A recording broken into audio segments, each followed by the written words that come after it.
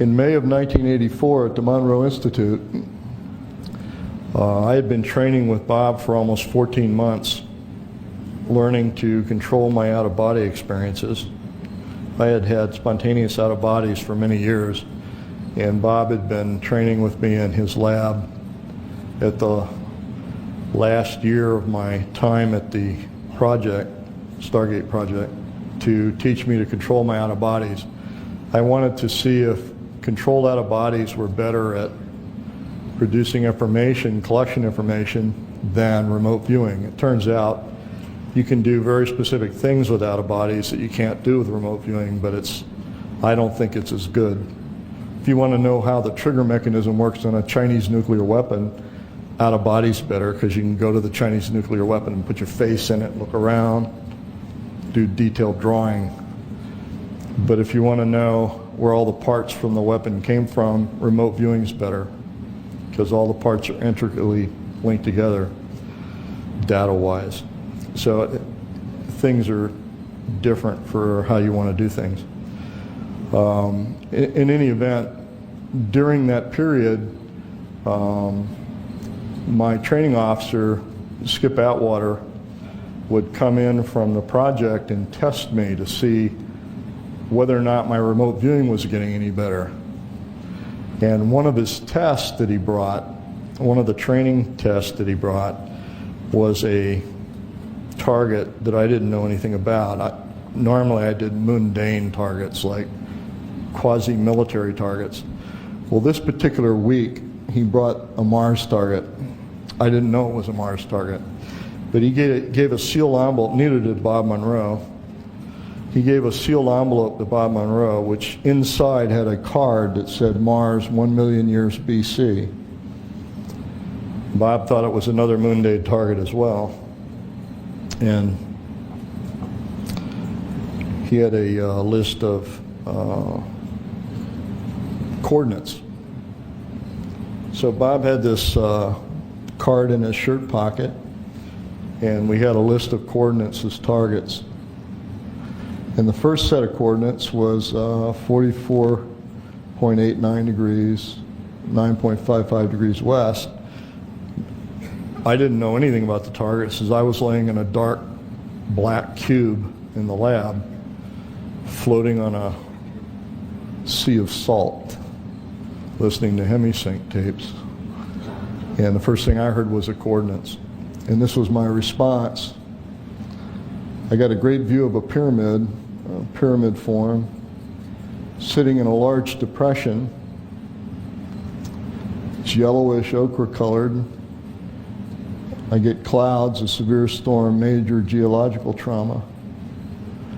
Then I was asked to visit the site before the trauma. They said, go back before the trauma.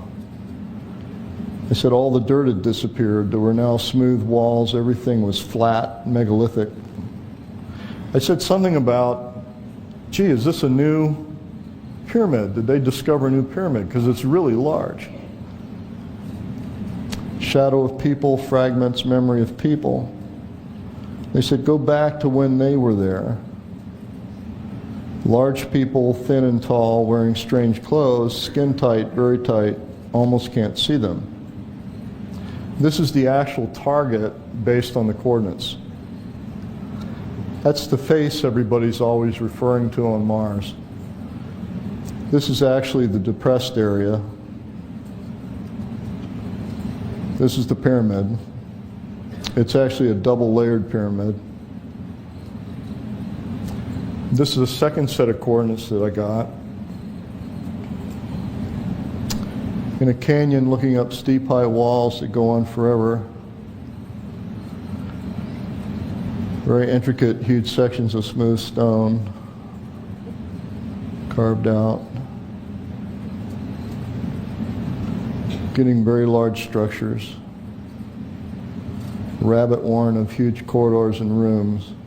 I said the rooms were really large, and again I said something to him about, this has got to be some new pyramids or something, because I don't remember ever seeing rooms this size in Giza or anywhere like that.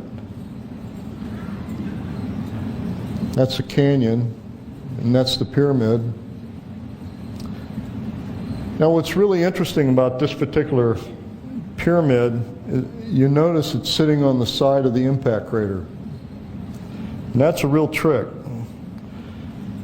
because that means the pyramid had to be put there after the impact crater. Because if the impact crater hit after the pyramid was there, it would have destroyed the pyramid. You can't have one and not the other. You understand what I'm saying? If that crater appeared after the pyramid, it would have destroyed that pyramid. The other interesting thing about this picture is you can measure the shadow of the crater, and based on the angle of the sun, you can estimate the size of the crater wall as being 3,000 meters tall. So that's a pretty deep crater. Now look at the shadow on the pyramid. Pretty tall pyramid. That's a 20,000 meter tall pyramid. Pretty big, huh? That's not the only thing interesting. That pyramid had to have been formed after the crater was formed. Here's something else interesting. That pyramid's even closer to the edge. And here's an even more interesting fact. There's the road in, there's the road out. I just find these really remarkable pictures. Here's another, this is a general area. Pyramid's huge, but different this time. The reason these were different is because they were a cluster. These are like shelters from storms. Designed for sleeping, I specified hibernation, sleeping through savage storms. I'm asked to find out why. They're an ancient people trying to survive. It's past their time and age. They're waiting for the return of someone sent to find a new home. Their world passed through the tail of a comet. I had a sense that their atmosphere was stripped away or destabilized when it passed through the tail of the comet.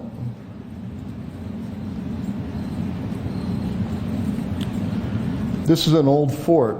Now what's interesting about the old fort, and it's something most people don't recognize, this is actually a pyramid. That's one side, that's the other side, that's the other side. The tip is missing off the top and it's hollow. I don't know if you can see that. Kind of interesting, isn't it? They call it the old fort. It's always referred to as the old fort. But that's a pyramid that's been tipped off. The tip's been taken off. That's a grouping of pyramids.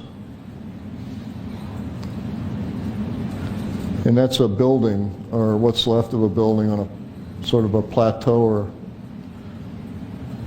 And that's the drawing I did of the larger beings. What I think in actuality, there really are no such thing as Martians. What I think Martians are is us. I think we're descendants of the original inhabitants of Mars. And we're the ones that never went back. Give you an idea of size, that's the rough size of the pyramid of Giza. Give you an idea of scale.